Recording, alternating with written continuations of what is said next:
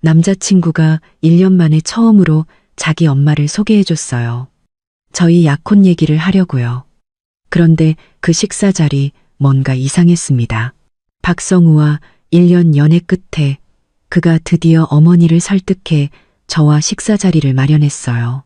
약혼을 상의하자는 명목이었죠. 장소는 성우의 어머니 김미란 여사가 직접 고른 곳이었어요. 보기에도 꽤나 고급스러운 한정식 집이었죠.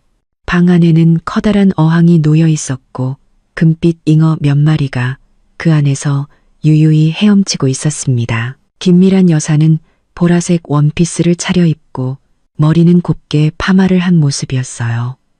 자리에 앉자마자 메뉴판을 들고 훑어보며 입을 열었죠.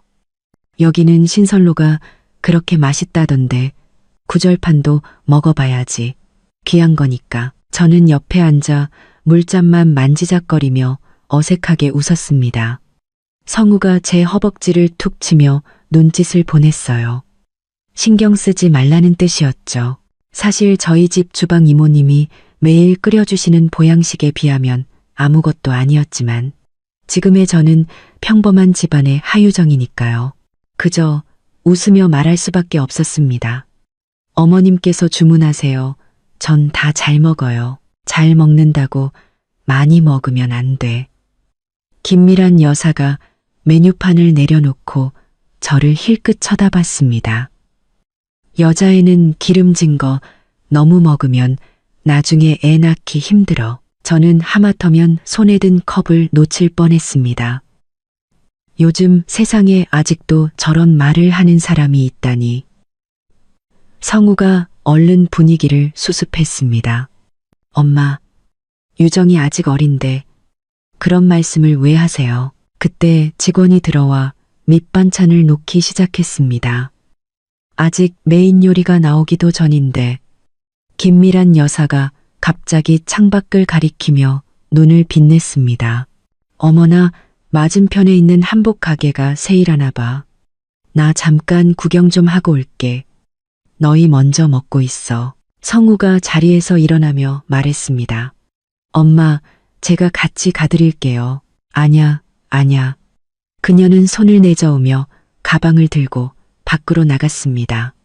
금방 갔다 올 테니 둘이 얘기하고 있어. 문이 닫히고 방 안에 성우와 저 단둘이 남게 되자 그가 제 손을 잡으며 다정하게 웃었습니다. 유정아, 우리 엄마 원래 저러셔. 마음에 담아두지 마. 사실은 너 엄청 마음에 들어하셔. 그래요? 저는 손을 빼고 주전자를 들어 차를 따랐습니다. 난 잘 모르겠는데 진짜야. 그가 다가와 제게 입을 맞추려 했습니다. 약혼하고 빨리 결혼해서 튼튼한 아들 하나 낳아드리면 아마 널 보살처럼 모실걸. 마음이 편치 않았습니다. 제가 성우와 사귄 건 그가 집안 배경이나 따지는 다른 남자들과는 다르다고 생각했기 때문인데 어쩌다 그도 저런 말을 하게 된 걸까요? 그때 직원이 문을 열고 들어와 음식을 내려놓았습니다. 20대 초반으로 보이는 앳된 아가씨였죠. 가슴에는 미나라고 적힌 명찰이 달려 있었습니다. 그녀는 도미찜 한 접시를 식탁에 내려놓으며 제 눈치를 살피더니 이내 고개를 푹 숙였습니다. 제가 고맙습니다라고 말했지만 그녀는 아무 말 없이 돌아서려다 문 앞에서 잠시 멈춰섰습니다. 문 밖을 한번 살피더니 그녀는 빠른 걸음으로 제게 다가와 목소리를 낮춰 속삭였습니다. 저기요, 이 결혼 다시 생각해 보세요. 빨리 도망치세요. 저는 순간 제 귀를 의심했습니다. 네, 뭐라고요? 성우도 미간을 찌푸렸습니다. 아니, 이 직원이 무슨 말을 하는 거야? 미나 씨는 얼굴이 새빨개져서 식판을 꽉 쥐었습니다. 전 정말 좋은 뜻으로 아까 밖에서 손님 시어머니 되실 분이 통화하는 걸 들었어요. 아드님 회사에 투자해줄 배경 좋은 집안의 아가씨를 찾아야 한다고요. 그리고 손님은 너무 순진해서 결혼 후에 휘어잡기 좋다는 말도 했어요. 무슨 헛소리야. 성우가 벌떡 일어섰습니다. 목소리까지 변했죠. 우리가 돈 내고 밥 먹으러 와서 당신 헛소리나 들으려고 온 줄 알아? 매니저 불러. 미나 씨는 겁을 먹고 뒤로 물러서며 눈시울이 붉어졌습니다. 제가 한 말 전부 사실이에요.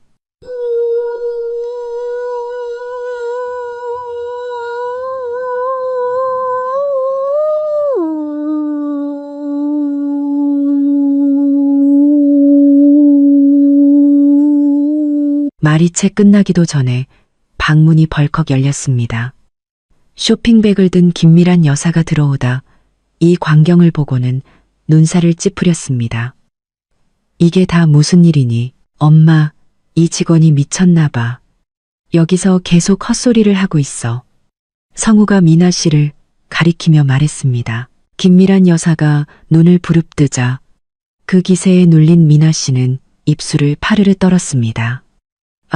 아무것도 아니에요. 전 그저 음식을 가져왔을 뿐이에요. 그녀는 말을 마치자마자 빈 식판을 들고 도망치듯 방을 나갔습니다. 김미란 여사는 그녀의 뒷모습을 잠시 쳐다보더니 이내 저를 보며 입술을 삐죽였습니다. 요즘 서비스직들은 정말 수준이 낮다니까. 분명 돈 뜯어내려던 거겠지.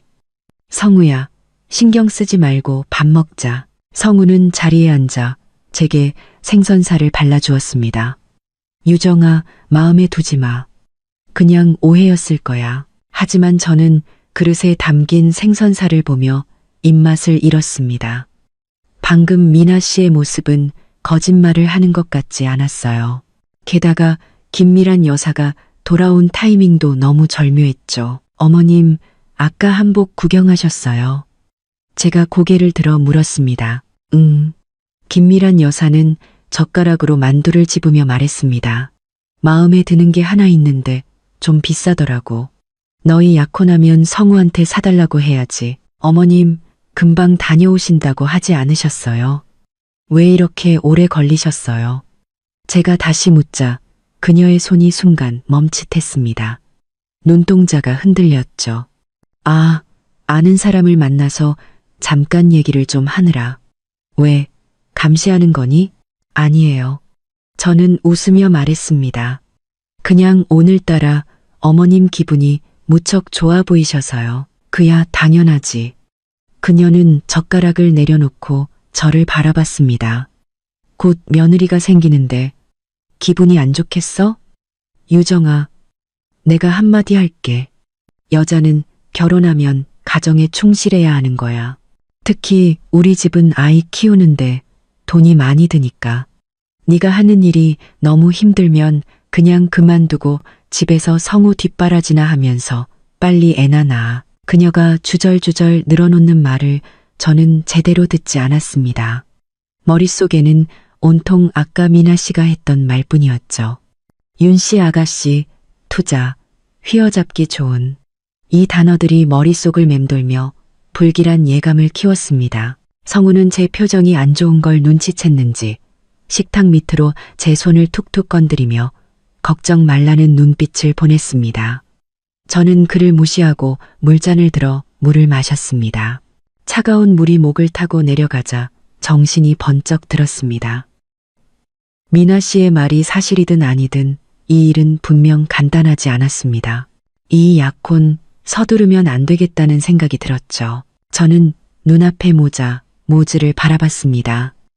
한 명은 달래고 다른 한 명은 윽박 지르고 갑자기 한 가지 생각이 머리를 스쳤습니다.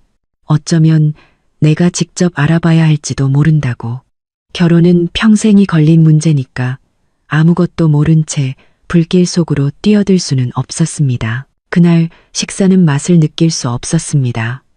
김미란 여사는 결혼 후에 얌전히 지내라는 말을 몇 번이나 더 했고 성우는 내내 그 말에 맞장구를 쳤습니다.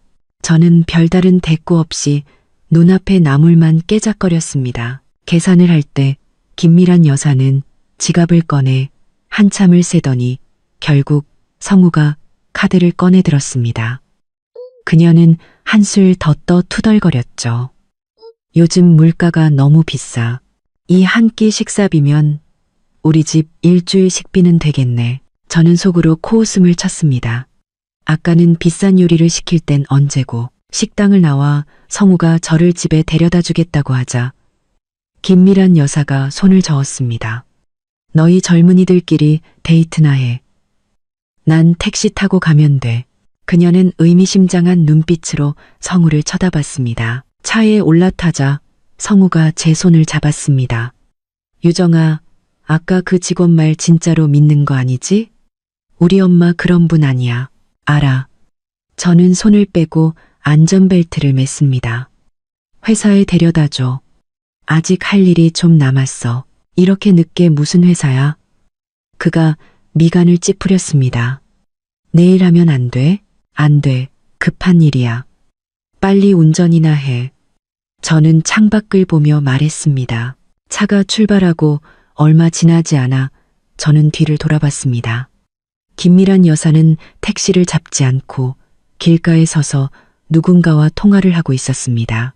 그 표정은 결코 아는 사람과 안부를 묻는 얼굴이 아니었죠. 저는 휴대폰을 꺼내 최 실장님의 번호를 찾아 메시지를 보냈습니다. 윤 씨 성을 가진 사람 좀 알아봐 주세요. 박성우 씨 회사와 관련이 있을 가능성이 높아요. 최 실장님은 저희 어머니의 가장 유능한 비서로 일 처리가 항상 확실했습니다. 메시지를 보내고 의자에 몸을 기댄 채 저는 마음을 굳혔습니다.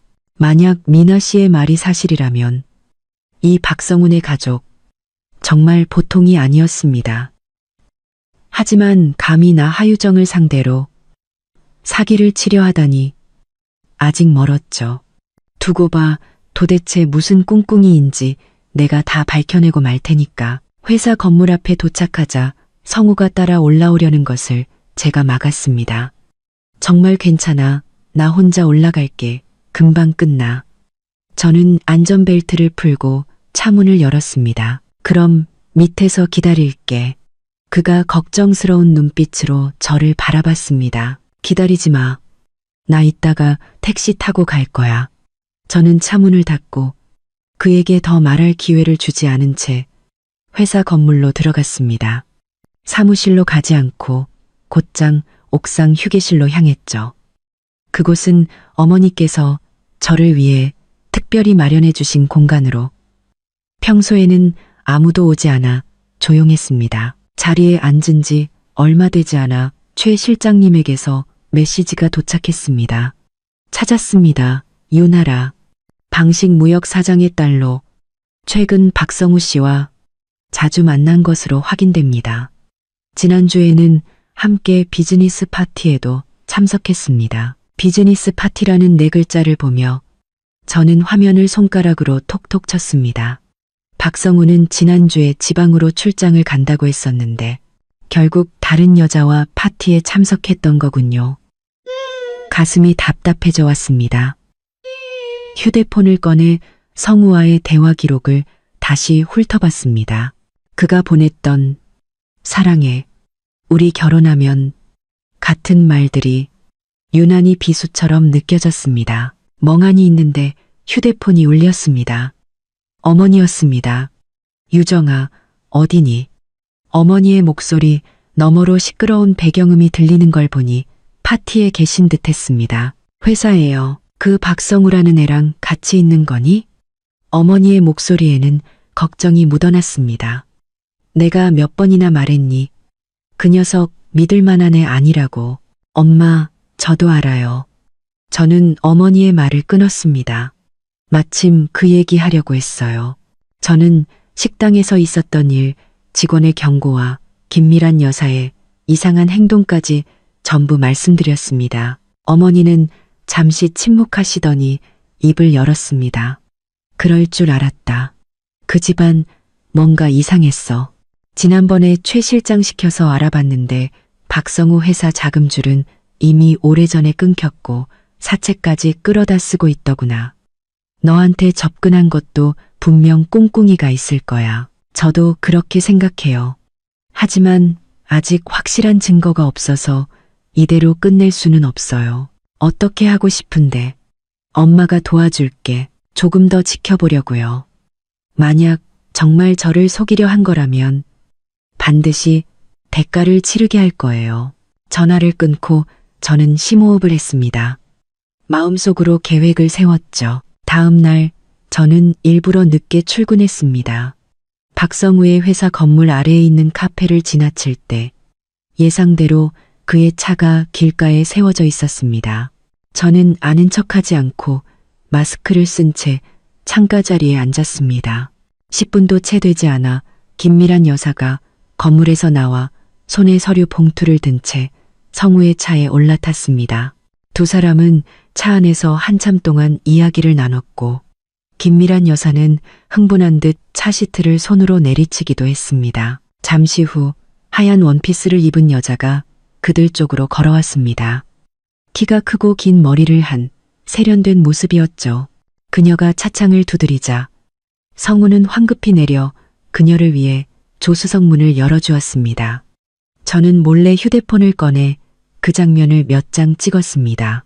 여자의 옆모습이 낯이 익었습니다. 최 실장님이 보내준 사진 속의 유나라였죠. 세 사람은 차 안에서 다시 한참을 이야기하더니 결국 김미란 여사와 유나라가 함께 내려 옆에 있는 백화점으로 들어갔습니다.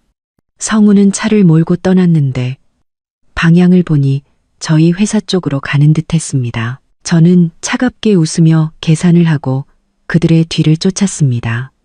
백화점 안에서 김미란 여사는 유나라와 함께 보석을 고르며 환하게 웃고 있었습니다. 모르는 사람이 보면 영락없는 모녀 사이 같았죠. 유나라가 다이아몬드 목걸이를 들어 목에 걸고 거울을 보자 김미란 여사가 옆에서 칭찬을 늘어놓았습니다. 정말 예쁘다. 피부가 하얘서 더 잘 어울리네. 우리 성우는 정말 보는 눈도 없지. 너처럼 좋은 애를 두고 하필 그 하유정이라는 애를 좋아하다니. 어머님, 그렇게 말씀 마세요.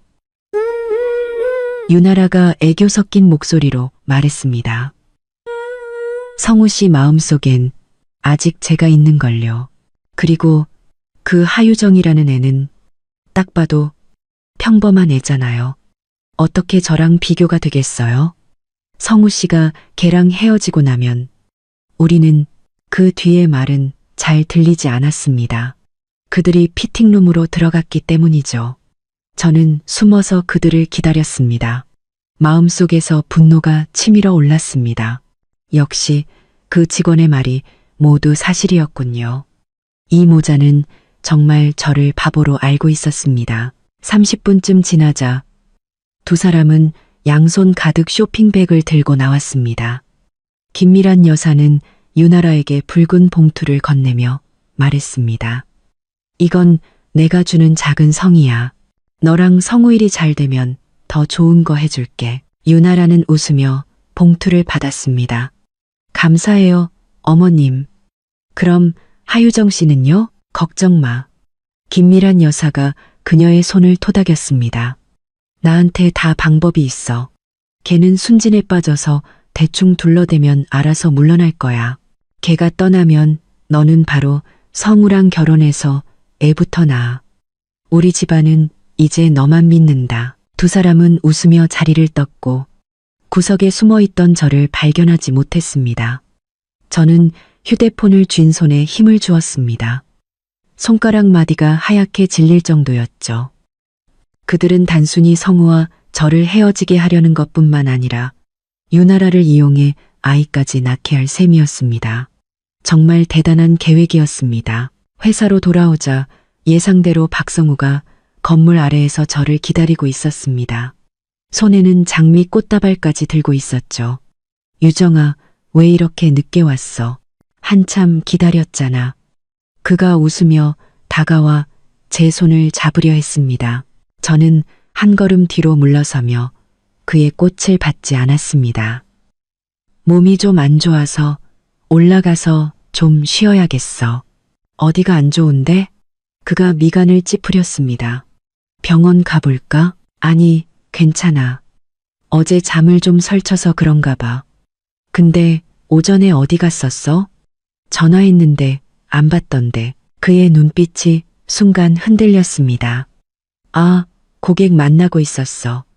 휴대폰은 무음으로 해놔서. 왜 보고 싶었어? 아니, 그냥 저는 그를 바라봤습니다. 갑자기 그가 너무 낯설게 느껴졌습니다. 나 먼저 올라갈게. 저는 뒤돌아 건물 안으로 들어갔습니다.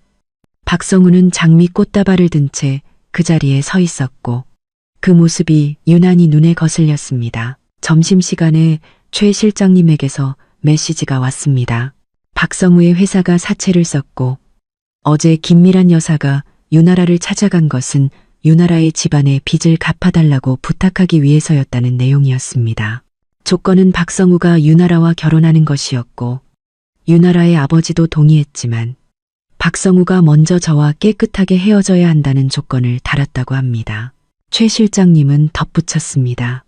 아가씨, 그들은 아가씨와 박성우가 약혼한 뒤에 아가씨 댁에서 돈을 받아내 빚을 갚을 계획도 세웠습니다. 저는 휴대폰을 책상 위에 내려놓고 차갑게 웃었습니다.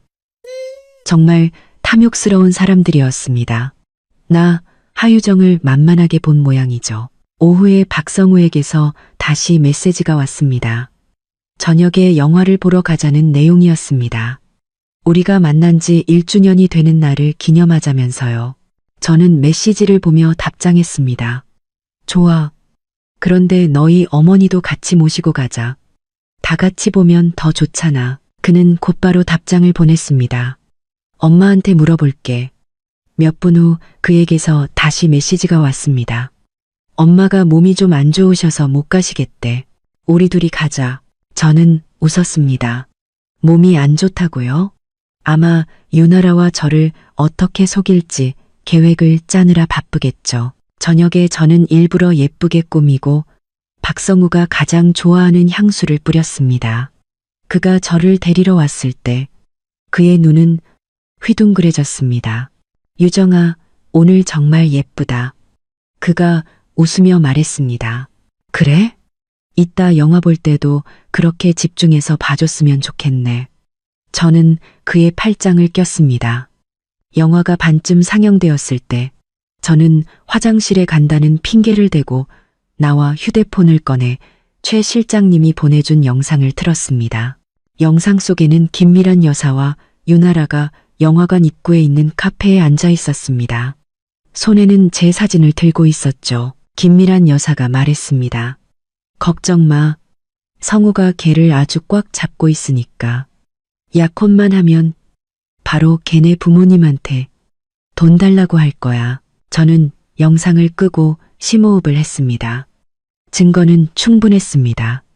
이제 그들이 어떻게 변명할지 궁금해졌습니다. 상영관으로 돌아오자 박성우는 영화에 집중하고 있었습니다. 제가 자리에 앉는 것을 느끼고는 제 어깨를 감싸 안았습니다. 저는 가만히 있었지만 마음속으로는 이 모자와 유나라에게 어떻게 가장 큰 고통을 안겨줄지 계획하고 있었습니다. 영화가 끝나고 박성우가 저를 집으로 데려다 주었습니다. 집 앞에 거의 다다랐을 때 그가 갑자기 차를 세우고 주머니에서 작은 상자를 꺼냈습니다. 유정아, 이거 우리가 낄 약혼 반지야. 저는 반지를 받지 않고 그를 쳐다봤습니다. 성우야, 우리 얘기 좀 해. 그는 잠시 멈칫했습니다. 무슨 얘기? 너희 엄마 얘기, 유나라 얘기, 그리고 너희 회사 빚 얘기. 또 나를 속이려 했던 너희 계획에 대해서도. 저는 그의 눈을 똑바로 쳐다보며 또박또박 말했습니다. 박성우의 얼굴이 순식간에 하얗게 질렸습니다. 손에 들고 있던 상자가 바닥으로 떨어졌고 반지가 굴러나와 가로등 불빛 아래에서 차갑게 빛났습니다. 반지는 바닥에서 두어 바퀴 돌다가 제 발치에 멈춰섰습니다. 박성우의 얼굴은 가로등 그림자보다 더 창백했습니다. 그는 반지를 주우려 허리를 숙였지만 손은 계속해서 떨렸습니다. 유정아, 너 누구한테 들은 거야? 그의 목소리는 거의 들리지 않았고 그는 감히 고개를 들어 저를 쳐다보지 못했습니다. 누가 말했는지는 중요하지 않아. 저는 반걸음 뒤로 물러서며 거리를 두었습니다. 난 그냥 그게 사실인지 알고 싶을 뿐이야. 아니야, 절대 아니야. 그가 벌떡 일어나 반지를 제 손에 쥐어주려 했습니다. 오해야, 전부 다 오해야. 유나라는 그냥 우리 엄마 친구 딸이고 우린 그냥 친구 사이야. 회사가 좀 어려운 건 맞지만 곧 해결될 거야. 너랑은 아무 상관없어. 상관없다고? 저는 웃으며 가방에서 휴대폰을 꺼내 최 실장님이 보내준 영상을 틀었습니다. 그럼 이건 뭔데? 너희 엄마가 우리 집에서 돈을 받아내야 한다고. 내가 순진해서 휘어잡기 좋다고 말하는 것도 오해야? 영상 속 김미란 여사의 목소리는 아주 선명했습니다. 박성우의 얼굴은 백지장처럼 하얗게 질렸고 입술을 달싹였지만 아무 말도 하지 못했습니다. 우리 엄마는 그냥 해본 소리야. 나이가 드셔서 그래. 나이가 드셔서 그렇다고? 저는 휴대폰을 집어넣었습니다. 나이가 드셔서 유나라에게 용돈 봉투를 주고 같이 보석을 고르러 다니고 우리 집 돈을 어떻게 빼낼지 계획을 세우신다고? 박성우, 내가 3살짜리 어린애인 줄 알아? 그는 이마에 땀이 송골송골 맺힌 채로 제 손목을 잡고 저를 품에 안으려 했습니다. 유정아, 내가 잘못했어. 정말 잘못했어. 한 번만 더 기회를 줘. 내가 엄마한테 바로 말해서 다시는 그런 짓 못하게 할게. 난 너만 사랑해. 너랑만 결혼하고 싶어. 늦었어. 저는 그의 손을 뿌리쳤습니다. 그 충격에 그는 비틀거리며 몇 걸음 물러섰습니다.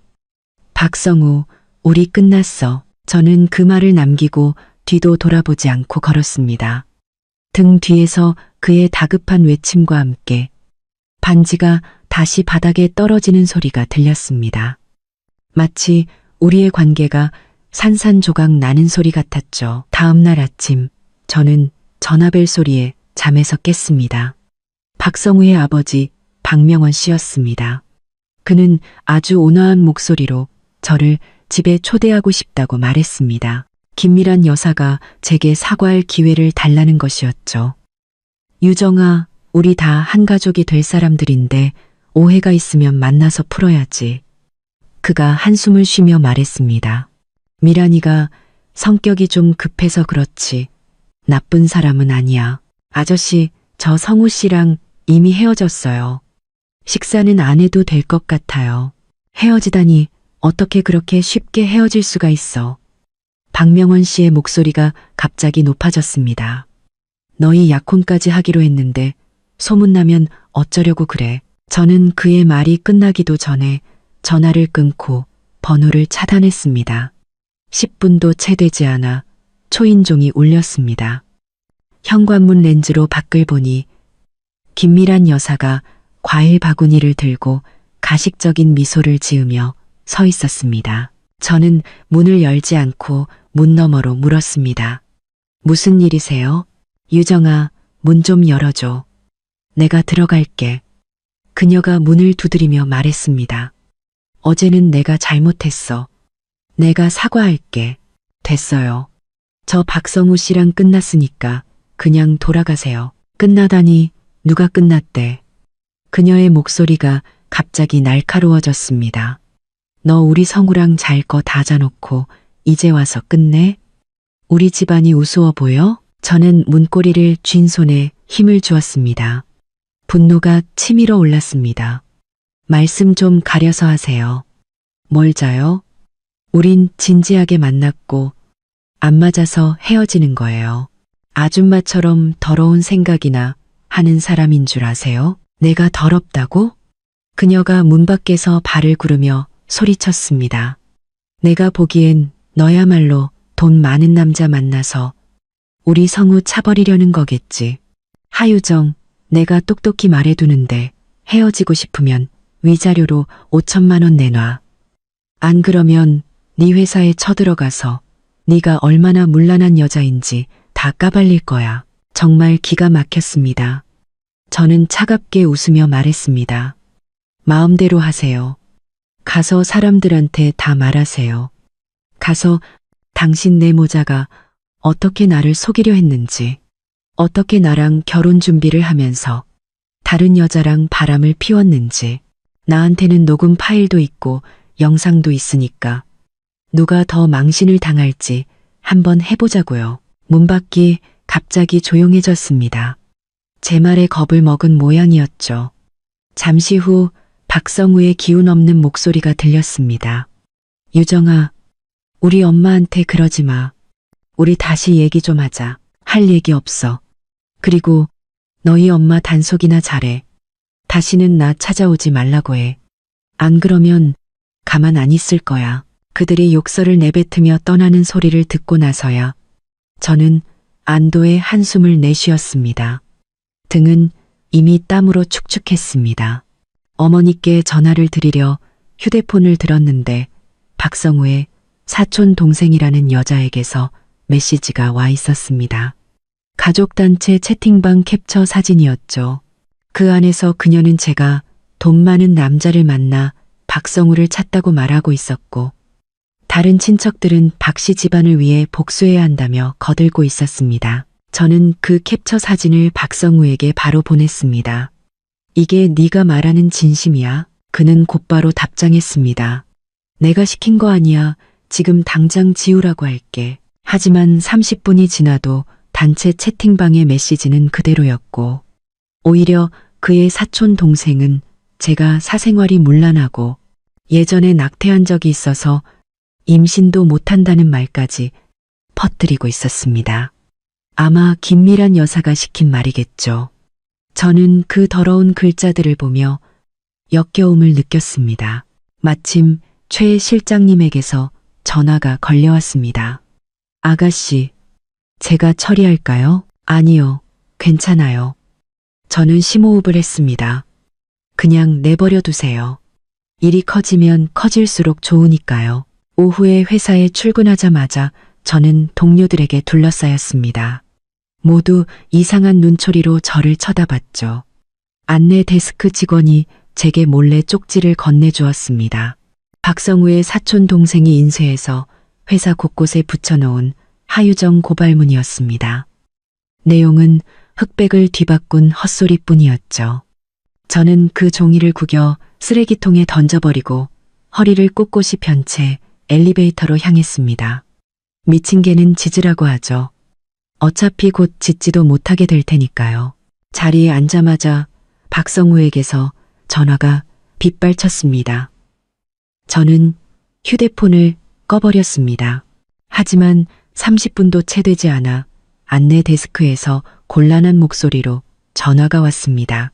하유정 씨, 아래에 박시성을 가진 남자분이 찾아오셨는데 내려오지 않으면 계속 기다리겠다고 하셔서요. 경비원 시켜서 내보내세요. 그게 만약 만나주지 않으면 회사 옥상에서 뛰어내리겠다고 하셔서. 안내 데스크 직원의 목소리는 거의 울먹이고 있었습니다. 저는 미간을 짚으며 한숨을 쉬었습니다. 이 집안 사람들은 정말 떼쓰는 게 유전인가 봅니다. 아래로 내려가자 예상대로 박성우가 로비 소파에 앉아 무릎에 머리를 파묻고 있었습니다. 꽤나 불쌍해 보이는 모습이었죠. 주변 사람들은 그를 보며 수군거렸지만 그는 아랑곳하지 않았습니다. 도대체 원하는 게 뭐야? 제가 그의 앞에 서서 말했습니다. 그가 고개를 들었습니다. 눈은 토끼처럼 빨갛고 수염도 거뭇하게 자라나 있었습니다. 꽤나 초췌한 모습이었죠. 유정아, 한 번만 더 기회를 줘. 제발, 난 이미 내 뜻을 확실히 전했는데 내가 잘못했어. 정말 잘못했어. 그가 제 손을 잡았습니다. 엄마랑도 싸웠고 유나라랑도 깨끗하게 정리했어. 걔네 아빠 투자 안 받아도 돼. 회사 망하면 망하라고 해. 난 아무것도 필요 없어. 너만 있으면 돼. 늦었어, 박성우. 저는 그의 손을 뿌리쳤습니다. 신뢰라는 건 한 번 깨지면 다시 붙일 수 없는 거야. 왜 늦었다는 거야? 그가 벌떡 일어섰습니다. 우리 사이에 쌓아온 시간이 있는데 고작 우리 엄마 말 몇 마디 때문에 말 몇 마디 때문이 아니야. 저는 그를 쳐다봤습니다. 넌 처음부터 날 속였어. 너희 엄마가 나를 속이려는 걸 알면서도, 유나라의 존재를 알면서도 넌 내게 아무 말도 하지 않고 그들과 함께 연극을 했어. 날 뭘로 본 거야? 네가 화낼까봐 그랬어. 그가 변명했습니다. 회사가 안정되면 그때 말하려고 했어. 넌 항상 내 생각만 했지. 저는 그의 말을 끊었습니다. 넌 내가 공짜 현금 인출기가 되어주길 바랐고, 네 회사 빚을 갚아주길 바랐고, 너희 가족을 묵묵히 섬기길 바랐어. 박성우, 넌 너무 이기적이야. 그는 입을 열었지만 아무 말도 하지 못하고 갑자기 바닥에 주저앉아 울기 시작했습니다. 마치 사탕을 빼앗긴 아이처럼요. 주변의 사람들이 점점 더 많이 모여들었고 휴대폰 카메라 셔터 소리가 여기저기서 들렸습니다.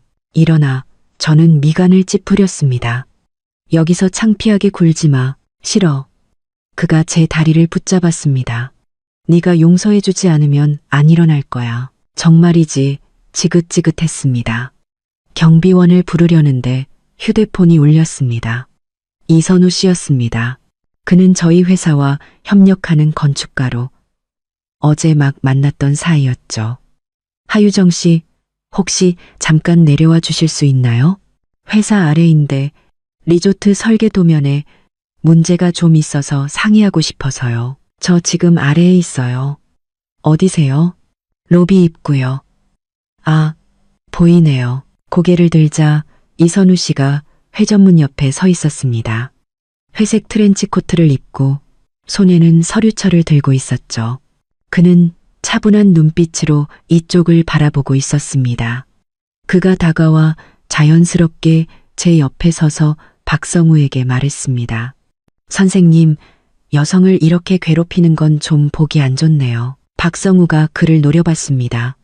당신 뭔데 참견이야? 저는 하유정 씨 동료입니다. 이선우 씨의 목소리는 차분했지만 거부할 수 없는 힘이 있었습니다. 하유정 씨는 이미 뜻을 확실히 전한 것 같은데 이렇게 하시면 더 반감만 살 뿐입니다. 박성우가 계속 떼를 쓰려 하자 이선우 씨가 허리를 숙여 제 다리에서 그의 손을 떼어냈습니다. 그리고는 목소리를 낮춰 말했죠.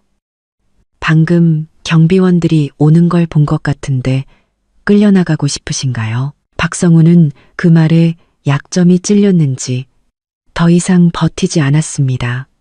저를 노려보며 말했죠. 하유정, 너 후회하게 될 거야. 그는 그 말을 남기고는 꽁무니를 빼며 사라졌습니다. 고맙습니다. 저는 안도의 한숨을 내쉬었습니다. 얼굴이 화끈거렸죠. 별 말씀을요. 이선우 씨가 웃었습니다. 제가 때마침 잘 온 것 같네요. 꼴사나운 모습을 보여드렸네요. 웃을 일이 아니죠. 그가 서류철을 제게 건넸습니다. 설계도면 이 부분에 문제가 좀 있어서요. 올라가서 얘기할까요? 네, 그러시죠. 엘리베이터 안은 어색한 침묵이 흘렀습니다. 저는 괜히 층수만 쳐다보며 말을 걸었습니다. 어떻게 이렇게 일찍 오셨어요? 근처에 볼 일이 있어서요.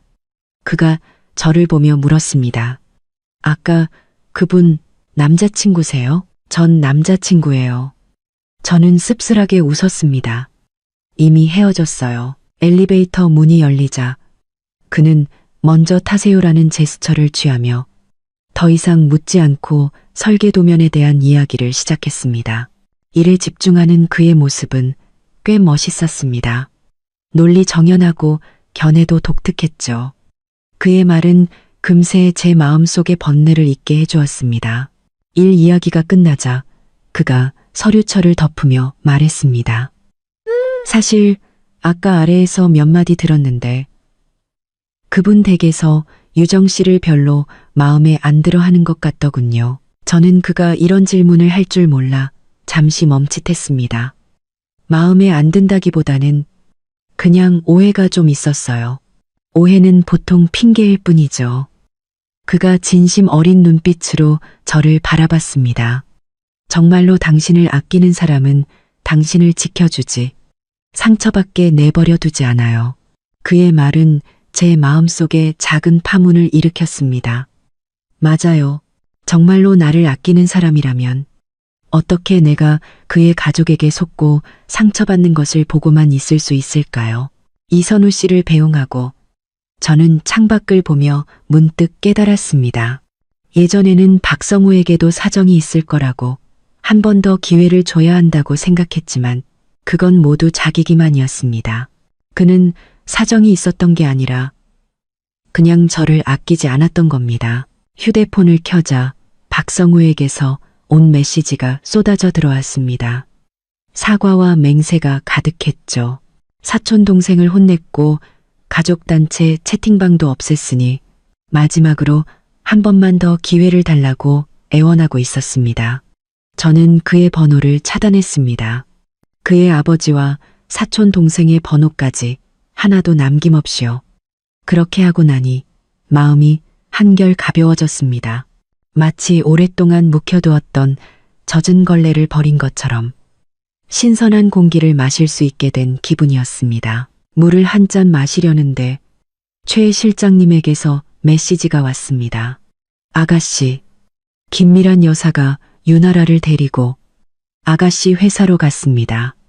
따지러 간다고 합니다. 저는 메시지를 보고 웃었습니다. 따진다고요? 아마 또 때를 쓰려는 거겠죠. 마침 저도 아직 놀이가 끝나지 않았는데 잘 됐네요. 저는 최 실장님에게 답장을 보냈습니다. 올라오라고 하세요. 그리고 우리가 준비한 선물도 같이 가져오시고요. 이제 이 연극도 클라이맥스로 가야죠. 최 실장님에게 메시지를 보낸 지 2분도 채 되지 않아 안내 데스크에서 다시 전화가 걸려왔습니다. 아까보다 더 긴장한 목소리였죠. 하유정 씨, 아래에. 그 두 분이 이미 올라오셨어요. 경비원들이 막지 못해서 지금 사무실 쪽으로 오고 계세요. 알았어요. 저는 손에 들고 있던 서류를 내려놓고 찻잔을 들어 차를 한 모금 마셨습니다. 따뜻한 차가 목을 타고 내려가자 들떴던 마음이 조금 가라앉았습니다. 찻잔을 내려놓자마자 사무실 문이 쾅 소리를 내며 열렸습니다. 김미란 여사가 앞장서서 들어왔고 그 뒤를 유나라가 눈물을 글썽이며 따라 들어왔습니다. 두 사람의 모습은 극명한 대조를 이루었죠. 하유정, 이 여우 같은 년. 김미란 여사는 들어오자마자 제 코앞까지 다가와 소리쳤습니다. 침이 제 얼굴에 튈 정도였죠. 우리 성우가 너한테 뭘 그렇게 잘못했는데 다른 놈이랑 바람을 피워? 저는 책상 위 티슈를 뽑아 얼굴을 닦으며 차가운 눈빛으로 그녀를 쳐다봤습니다. 김미란 여사님, 말씀은 증거를 가지고 하셔야죠. 제가 다른 남자랑 바람을 피웠다고요? 증거 있으세요? 김미란 여사는 마치 세상에서 가장 웃긴 농담을 들은 것처럼 소리쳤습니다. 그녀는 방금 제 사무실을 나간 이선우 씨의 뒷모습을 가리켰습니다. 방금 그 남자 아니야? 너희 둘이 로비에서 껴안고 난리도 아니더만. 다른 사람들이 다 장님인 줄 알아? 김미란 여사 뒤에 서 있던 유나라가 때를 맞춰 입을 열었습니다. 그녀의 목소리는 바람만 불어도 쓰러질 듯 가냘팠습니다. 유정 씨, 저를 싫어하는 건 알겠지만 그렇다고 이런 식으로 성우 씨랑 헤어지려고 하면 안 되죠. 성우 씨는 저를 사랑해요. 유정 씨가 이렇게 하면 그 사람만 더 힘들어진다고요. 사랑한다고? 저는 믿을 수 없다는 듯 웃음을 터뜨렸습니다. 유나라 씨, 뭔가 착각하고 있는 것 같은데 박성우는 어제만 해도 제 앞에서 무릎 꿇고 다시 만나달라고 빌었어요. 어떻게 하루 만에 사랑하는 사람이 당신으로 바뀔 수가 있죠? 그의 마음은 돌이라도 돼서 그렇게 쉽게 변하는 건가요? 제 말에 유나라의 얼굴이 하얗게 질렸습니다. 그녀의 눈에서는 눈물이 쉴 새 없이 흘러내렸습니다. 거짓말. 성우 씨는 당신을 그냥 동생처럼 생각했을 뿐이야. 그 사람이 사랑하는 건 항상 나였어. 아, 그래요? 저는 눈썹을 치켜 올리며 서랍에서 휴대폰을 꺼내 녹음 파일을 틀었습니다. 어제 박성우가 제 집 아래에서 다시 만나달라고 애원할 때 녹음한 것이었죠. 그의 목소리가 휴대폰에서 선명하게 흘러나왔습니다. 유정아, 난 너만 사랑해. 유나라랑은 아무 사이도 아니야. 제발 한 번만 더 기회를 줘. 응? 녹음이 끝나자 사무실은 정적에 휩싸였습니다. 유나라의 얼굴은 새하얗게 질렸고 입술을 파르르 떨며 아무 말도 하지 못했습니다. 김미란 여사의 표정도 굳어 있었습니다. 제가 녹음을 했을 줄은 몰랐던 모양이죠. 한참 후에야 정신을 차린 김미란 여사가 제 휴대폰을 낚아채 바닥에 던지려 했습니다. 저는 이미 예상하고 있었기에 재빨리 손을 거두었습니다. 그녀는 허공을 휘젓다가 비틀거리며 넘어질 뻔했습니다. 네가 감히 날 속여? 김미란 여사가 분을 이기지 못하고 소리쳤습니다. 하유정, 내가 똑똑히 말해두는데 네가 무슨 짓을 하든 성우는 우리 집으로 돌아와서 아라랑 결혼할 거야. 결혼? 저는 차갑게 웃었습니다. 남의 관계나 망치는 제3자가 감히 박성우랑 결혼할 자격이 있다고 생각해요? 헛소리 마. 난 제3자가 아니야. 유나라가 소리쳤습니다. 네가 먼저 성우 씨의 소중함을 몰라봤잖아. 그래서 내가 그 사람 옆에 있어 준 거야. 내가 소중함을 몰라봤다고? 저는 사진 한 뭉치를 책상 위에 던졌습니다. 그럼 이건 뭔데? 너랑 박성우가 호텔 앞에서 껴안고 레스토랑에서 애정행각 벌이는 것도 내가 소중함을 몰라봐서 그런 거야? 사진 속에는 유나라와 박성우가 다정하게 있는 모습이 선명하게 담겨 있었습니다. 유나라의 얼굴에서 핏기가 완전히 가셨습니다. 그녀는 얼굴을 감싸준 채 울음을 터뜨렸습니다. 김미란 여사는 그 사진들을 보고 분노에 몸을 떨었습니다. 네가 감히 우리를 미행해? 하유정, 너 정말 무서운 애구나. 무섭다고요? 저는 자리에서 일어나 그녀를 내려다봤습니다. 당신 내 모자의 계략에 비하면 이건 아무것도 아니죠. 나랑 결혼 준비를 하면서 유나라랑 바람 피우고 우리 집 돈까지 빼돌리려 했던 당신들이야말로 진짜 무서운 사람들이지. 우린 그런 적 없어. 김미란 여사가 끝까지 우겼습니다. 다 오해야, 오해. 저는 최 실장님이 가져다 준 박성우 회사 부채 명세서를 꺼내 들었습니다. 그럼 이건요. 박성우 회사가 이렇게 많은 빚을 졌는데 우리 집에서 갚아주길 바랐던 것도 오해인가요? 김미란 여사는 부채 명세서를 보고 눈이 휘둥그레졌습니다. 믿을 수 없다는 표정이었죠. 그녀는 입을 열었지만 아무 말도 하지 못했습니다. 바로 그때 사무실 문이 다시 열리고 박성우가 헐떡이며 들어왔습니다. 그는 사무실 안의 광경을 보고 당황했습니다. 엄마, 아라야, 너희가 왜 여기에? 성우야, 잘 왔다. 김미란 여사가 구세주라도 만난 듯 박성우의 팔을 잡았습니다. 어서 이 여우 같은 년한테 말해줘. 네가 사랑하는 건 아라고 얘랑 결혼할 거라고. 박성우는 저와 유나라를 번갈아 쳐다보며 어쩔 줄 몰라 했습니다. 엄마, 제발 그만해. 집에 가서 얘기하자. 싫어. 오늘 여기서 확실히 해야겠어. 넌 도대체 누굴 선택할 거야? 박성우의 시선은 결국 유나라에게 향했습니다. 그는 이를 악물고 결심한 듯 말했습니다. 유정아, 미안해. 내가 사랑하는 사람은 아라야. 우리 그냥 그만하자. 그 말을 들었을 때 제 마음속에는 조금의 슬픔도 없었습니다. 오히려 홀가분했죠. 저는 박성우를 쳐다보며 담담하게 말했습니다. 알았어. 김미란 여사와 유나라는 박성우의 말을 듣고 의기양양한 미소를 지었습니다. 자신들이 이겼다고 생각했겠죠. 하지만 그건 제 계획의 일부일 뿐이었습니다. 박성우는 그 말을 끝으로 김미란 여사와 유나라를 데리고 나가려 했습니다.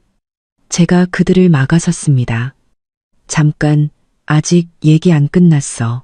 나를 속이려 했던 걸 그냥 이렇게 넘어가려고? 저는 그들을 경멸의 눈빛으로 쳐다봤습니다. 박성우, 내 회사 빚은 나랑 아무 상관없으니까 다시는 내 돈 넘보지 마. 그리고 너희가 내 뒤에서 했던 그 더러운 말들로 내가 입은 피해 하나하나 다 계산해서 갚게 해줄게. 네가 뭘 어쩔 건데? 김미란 여사가 허세를 부렸습니다. 우린 너 하나도 안 무서워. 안 무섭다고요. 저는 웃으며 휴대폰을 들어 최 실장님에게 전화를 걸었습니다.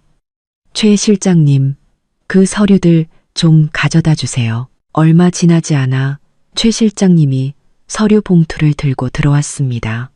아가씨, 다 준비됐습니다. 저는 서류 봉투를 열어 그 안에 서류들을 책상 위에 하나씩 펼쳐 놓았습니다. 박성우 회사의 탈세 증거와 김미란 여사와 유나라가 저를 속이려 모의했던 대화 기록이었죠. 박성우, 김미란, 유나라는 그 서류들을 보고 얼굴이 굳어졌습니다. 박성우는 주먹을 꽉 쥐었고 손가락 마디가 하얗게 질렸습니다. 하유정, 네가 감히 우리를 조사해? 조사? 저는 차갑게 웃었습니다. 너희가 먼저 날 속이지 않았다면 내가 이렇게까지 했을까? 이건 다 너희가 자초한 일이야. 이 서류들로 뭘 어쩔 셈이야. 김미란 여사의 목소리가 떨렸습니다. 그녀는 이 서류들이 공개되면 박성우가 끝장이라는 것을 알고 있었죠. 뭘 어쩌긴요. 저는 그들을 쳐다봤습니다. 간단해요. 공개적으로 저한테 사과하고 제가 입은 손해를 배상하든지 아니면 제가 이 서류들을 관계기관에 넘겨서 법대로 처리하게 하든지 둘 중 하나를 선택하세요. 우리가 왜 너한테 사과해야 하는데? 김미란 여사가 끝까지 버텼습니다. 네가 먼저 성우랑 아라 사이를 갈라놓았잖아. 내가 갈라놓았다고요? 저는 기가 막혀 웃었습니다. 그들의 관계는 처음부터 배신과 거짓으로 시작된 거였어요. 내가 그걸 망쳤다고 한들 뭐가 문제죠? 유나라가 갑자기 바닥에 무릎을 꿇고 제 바짓가랑이를 붙잡았습니다. 유정 씨, 제발 저희 좀 봐주세요. 저희가 잘못했어요. 다시는 안 그럴게요. 저는 그녀의 손을 뿌리쳤습니다. 이제 와서 잘못했다고? 너무 늦었잖아. 박성우도 다가와 부드러운 목소리로 말했습니다. 유정아, 내가 잘못했어. 이번 한 번만 용서해주라. 우리가 공개적으로 사과하고 손해도 다 배상할게. 저는 그들의 모습을 보며 조금의 동정심도 느끼지 못했습니다. 이번에 그들을 용서하면 그들은 분명 더 악랄하게 저를 괴롭힐 것이라는 걸 알고 있었기 때문이죠. 사과와 배상은 당연히 해야지. 하지만 그걸로는 부족해. 박성우, 넌 유나라랑 관계를 끊고 너희가 먼저 나를 배신했다고 공개적으로 발표해야 해. 뭐라고? 박성우와 유나라가 동시에 소리쳤습니다. 제가 그런 요구를 할 줄은 몰랐던 모양이죠. 싫어. 유나라가 소리쳤습니다. 나랑 성우 씨는 진심으로 사랑하는 사이라고. 우린 헤어질 수 없어. 진심으로 사랑한다고? 저는 그녀를 쳐다봤습니다. 정말로 사랑했다면 남을 배신하는 짓은 하지 않았겠지. 이제 와서 그런 말 해봤자 소용없어. 박성우는 미간을 찌푸린 채 깊은 생각에 잠겼습니다. 제 요구를 들어주지 않으면 어떤 결과가 닥칠지 알고 있었지만 유나라와 헤어지는 것은 아쉬워하는 눈치였습니다. 한참 후에야 그가 고개를 들고 단호하게 말했습니다. 알았어, 그렇게 할게. 유나라는 믿을 수 없다는 듯 박성우를 쳐다봤습니다. 성우 씨, 어떻게 나한테 이럴 수 있어? 박성우는 그녀의 시선을 피했고 김미란 여사도 한숨을 쉬며 아무 말도 하지 않았습니다. 좋아. 저는 만족스럽게 고개를 끄덕였습니다. 3일의 시간을 주지. 3일 뒤에도 당신들의 사과와 배상을 받지 못하면 이 서류들은 관계기관 책상 위에 올라가게 될 거야. 저는 그 말을 끝으로 의자에 앉아 더 이상 그들을 쳐다보지 않았습니다. 박성우는 김미란 여사와 유나라를 데리고 꽁무니를 빼며 사무실을 나갔습니다. 그들의 뒷모습을 보며 저는 조금의 성취감도 느끼지 못했습니다. 오히려 피곤함이 몰려왔죠. 이 지긋지긋한 연극도 이제 곧 끝이 나겠네요. 최 실장님이 걱정스러운 눈빛으로 저를 바라봤습니다. 아가씨, 괜찮으세요? 괜찮아요. 저는 웃으며 말했습니다. 최 실장님, 고마워요. 별 말씀을요. 그럼 이제 어떻게 할까요? 그들의 사과와 배상을 기다려야죠. 만약 딴짓을 하려거든 가만두지 않을 거예요. 최 실장님은 고개를 끄덕이고 사무실을 나갔습니다. 사무실은 다시 조용해졌습니다. 저는 창밖을 보며 생각에 잠겼습니다. 이번 일을 겪으면서 저는 예전처럼 순진하게 살 수는 없다는 것을 깨달았습니다. 이 세상 모든 사람이 진심으로 대할 가치가 있는 것은 아니었습니다. 어떤 사람들은 잘해줄수록 더 기어오르기 마련이죠. 그래서 우리는 자신을 보호하는 법을 배워야 하고 옳고 그름을 분별할 줄 알아야 합니다.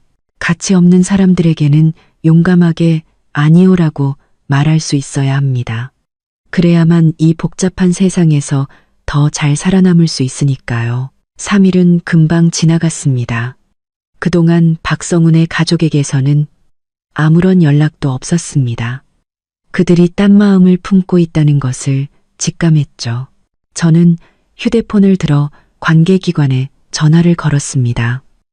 이제 그들을 기다리는 것은 법의 심판뿐일 겁니다.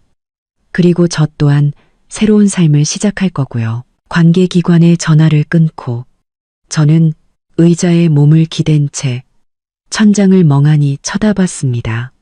사무실은 조용했고 가끔 에어컨 바람 소리만 들려왔습니다. 사실 전화를 걸 때 손이 조금 떨렸습니다. 이렇게까지 누군가와 관계를 끊어내는 것은 처음이었으니까요. 하지만 박 씨 가족의 얼굴을 떠올리니 이 분노를 사귈 수 없었습니다. 휴대폰이 울렸습니다. 어머니의 영상통화 요청이었죠. 저는 심호흡을 하고 전화를 받았습니다. 화면 속 어머니는 사무실 소파에 앉아 와인을 마시고 계셨습니다. 아가, 일은 다 끝났니? 최 실장한테 박성우 얘기는 다 들었어. 아주 잘 처리했더구나.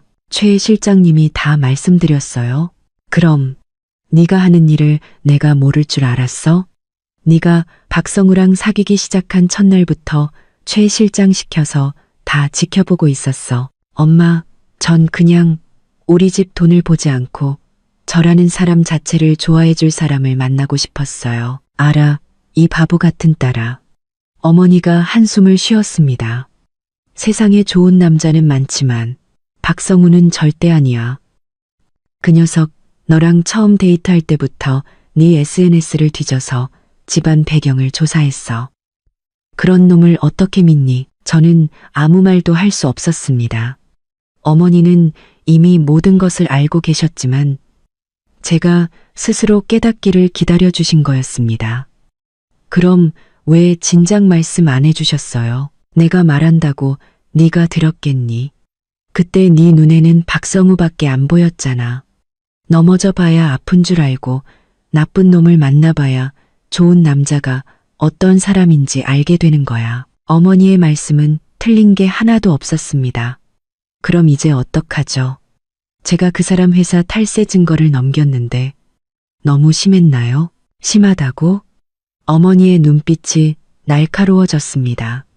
그런 놈들한테는 더 심하게 해야 해. 그놈이 너를 속이려 할 때는 너한테 미안한 마음이 조금이라도 있었을 것 같아? 아가, 기억해. 악한 사람에게 베푸는 친절은 결국 자기 자신을 해치는 일이야. 저는 어머니를 보며 코끝이 찡해졌습니다. 예전에는 어머니가 너무 엄격하다고 생각했지만 이제와 보니 어머니는 자신만의 방식으로 저를 보호하고 계셨던 겁니다. 알겠어요. 엄마, 알면 됐어. 저녁은 집에 와서 먹을 거지? 김이모가 네가 좋아하는 갈비찜 해놨어. 네, 지금 바로 갈게요. 영상을 끊고 저는 서둘러 퇴근 준비를 했습니다. 회사 건물을 나서자 이선우 씨가 길가에 서서 누군가를 기다리는 듯한 모습이 보였습니다. 제가 다가가 인사를 건네자 그가 뒤돌아보며 웃었습니다. 하유정 씨, 퇴근하시는군요. 네. 선우 씨도 이제 막일이 끝나셨나 봐요. 네. 마침 식사 시간인데 혹시 시간 괜찮으시면 저녁이라도 같이 할까요? 어제 일에 대한 감사 표시로요. 아니에요. 제가 감사해야죠.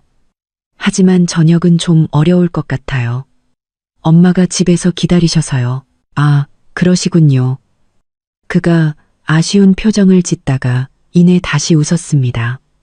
그럼 다음에 제가 꼭 한번 대접하겠습니다. 네, 좋아요. 그가 차를 타고 떠나는 모습을 보며 제 마음이 따뜻해졌습니다. 세상 모든 남자가 박성우처럼 계산적인 것은 아니었습니다. 집으로 가는 길에 최 실장님에게서 메시지가 왔습니다. 박성우의 회사는 이미 관계기관의 조사를 받고 있으며 계좌도 동결되었다는 내용이었습니다. 박성우는 현재 경찰서에서 조사를 받고 있고 김미란 여사와 윤아라는 경찰서 앞에서 박성우를 만나게 해달라며 소란을 피우다 제지당했다고 합니다. 저는 그 메시지에 답장하지 않았습니다. 모두 그들이 자초한 일이었습니다. 집에 도착하자 맛있는 갈비찜 냄새가 저를 반겼습니다. 식탁에서 어머니는 박성우에 대한 이야기는 한마디도 꺼내지 않으시고 회사 프로젝트와 다음 주 프랑스 출장에 대한 이야기만 하셨습니다. 프랑스요? 거긴 왜요? 와이너리 시찰하러 가야지. 우리 그룹에서 와인 사업 시작하려는 거 몰랐어? 마침 잘 됐네. 너도 기분 전환도 할 겸 이모님 댁 아들도 한번 만나보고 와. 파리에서 건축가로 일하는데 아주 괜찮은 청년이야. 엄마, 또 선이에요? 선은 무슨, 그냥 한번 만나보라는 거지. 사람 많이 만나서 나쁠 거 뭐 있니? 어머니가 저를 위해 하시는 말씀이라는 걸 알기에 저는 더 이상 반박하지 않았습니다. 식사 후 어머니는 저를 서재로 부르시더니 서류 한 뭉치를 건네주셨습니다. 박성우 회사에 대한 최신 정보였습니다. 탈세뿐만 아니라 계약 사기 혐의까지 추가되어 박성우는 몇 년형을 살게 될 것 같다고 합니다. 윤아란의 회사도 박성우의 보증을 서준 것 때문에 연대 책임을 지게 되어 파산 직전에 이르렀다고 합니다. 이건 최 실장님이 하신 거예요? 그래. 어머니가 의자에 몸을 기댔습니다. 박성우한테 돈 떼인 사람 중에 내 이모님 친구분들도 몇 분 계시더구나. 난 그냥 그분들한테 증거를 넘겨줬을 뿐이야. 저는 어머니를 보며 무섭다는 생각과 함께 감사한 마음이 들었습니다. 어머니는 항상 제가 보지 못하는 곳에서 저를 위해 모든 장애물을 치워주고 계셨습니다. 엄마, 고맙습니다. 나한테 고맙긴. 그런데 김미란 그 여자는 보통이 아니니 앞으로도 조심해야 할 거야. 무슨 일 있으면 바로 나나 최 실장한테 전화하고. 네, 알겠어요. 그날 밤 저는 침대에 누워 박성우 회사에 대한 뉴스를 검색했습니다. 댓글창은 그를 비난하는 글로 가득했습니다. 저는 휴대폰을 끄고 눈을 감았습니다. 마음속에는 복수심보다는 모든 것이 끝났다는 안도감만 남았습니다. 진정한 사랑을 시험해 보려다 시작된 이 소동은 이렇게 막을 내렸습니다. 과정은 힘들었지만 후회는 없습니다. 적어도 저는 진정한 사랑은 신분을 숨기거나 자신을 희생할 필요가 없다는 것을 깨달았으니까요. 앞으로는 나 자신을 더 사랑하며 잘 살아갈 겁니다. 사랑은 자연스럽게 찾아오겠죠.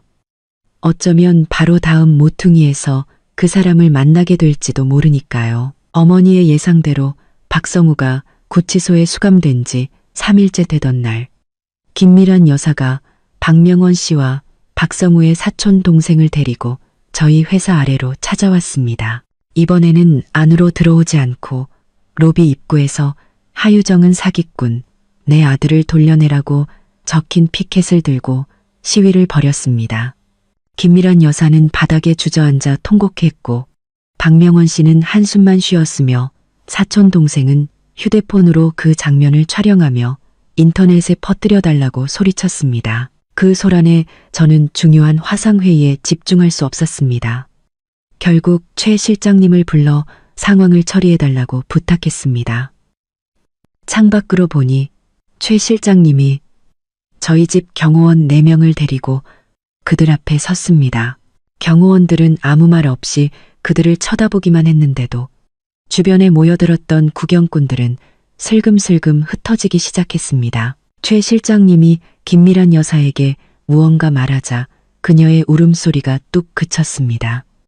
그녀는 믿을 수 없다는 듯 최 실장님을 쳐다보며 소리쳤습니다. 거짓말. 걔는 그냥 평범한 애라고. 최 실장님은 그녀를 무시하고 경호원들에게 눈짓을 보냈습니다. 경호원들이 다가서자 김미란 여사는 겁을 먹고 뒷걸음질 쳤습니다. 최 실장님은 휴대폰을 꺼내 녹음 파일을 틀었습니다. 며칠 전 김미란 여사가 유나라와 나누었던 대화였죠. 그 하유정이라는 애한테 돈만 받아내고 바로 이혼시키면 돼. 어차피 걔네 집은 돈도 없으니까 아무것도 못할 거야. 녹음이 끝나자 주변은 술렁거렸습니다. 김미란 여사는 얼굴이 새빨개져서 도망치려 했습니다.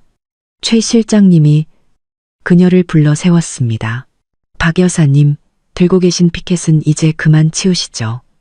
김미란 여사는 분을 사귀지 못하고 위층을 노려봤지만 결국 피켓을 거두고 꽁무니를 빼며 사라졌습니다. 회의가 끝난 후 최 실장님이 보고했습니다. 아가씨 김미란 여사에게 아가씨가 하성그룹의 상속녀라는 사실을 밝혔습니다. 처음에는 믿지 않기에 아가씨 명함을 보여주니 그제야 조용해지더군요. 잘하셨어요. 다시는 헛된 꿈을 꾸지 못하게요. 하지만 그 여자의 눈빛을 보니 아직 포기하지 않은 것 같습니다. 조심하셔야 합니다. 알겠어요. 오후에 이선우 씨에게서 메시지가 왔습니다. 아래층 소란은 해결되었냐고 묻는 내용이었습니다. 저는 괜찮다고 답장하며 고마움을 전했습니다.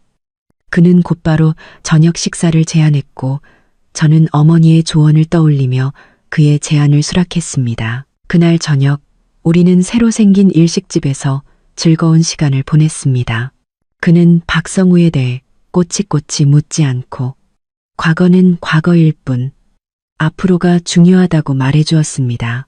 그의 배려 깊은 말에 저는 그에게 더 큰 호감을 느끼게 되었습니다. 집으로 돌아오는 길에 그가 말했습니다. 유정 씨, 처음 봤을 때부터 당신은 다른 사람들과는 다르다고 생각했어요. 당신이 누구든 어떤 배경을 가졌든 그냥 당신과 함께 있는 것이 편안하고 좋습니다. 그의 말에 제 심장이 두근거렸습니다. 어쩌면 어머니의 말씀처럼 정말로 다음 모퉁이에서 운명의 상대를 만나게 된 것일지도 모릅니다. 박성우의 사건은 금방 재판에 넘어갔고 그는 징역 5년을 선고받았습니다. 유나란의 회사는 완전히 파산했고 그녀의 아버지는 충격으로 쓰러져 병상에 누워있게 되었습니다. 유나란은 빚을 갚기 위해 레스토랑에서 서빙을 하며 힘겹게 살아가고 있다는 소식을 들었습니다. 저는 더 이상 그들의 소식에 귀 기울이지 않았습니다. 저와 이선우 씨의 관계는 순조롭게 발전했습니다. 우리는 함께 전시회를 보고 음악회를 가고 등산을 하며 서로를 더 깊이 알아갔습니다. 그가 제가 하성그룹의 상속녀라는 사실을 알게 된 후에도 그의 태도는 변함이 없었습니다. 어머니는 그를 무척 마음에 들어 하셨습니다. 어느 날 오후 구치소에서 박성우가 저와 통화하고 싶어 한다는 연락이 왔습니다. 고민 끝에 전화를 받자 그의 쉰 목소리가 들려왔습니다. 그는 울며 제게 용서를 구하고 자신을 꺼내달라고 애원했습니다. 제가 거절하자 그는 돌변하여 저를 비난하기 시작했습니다.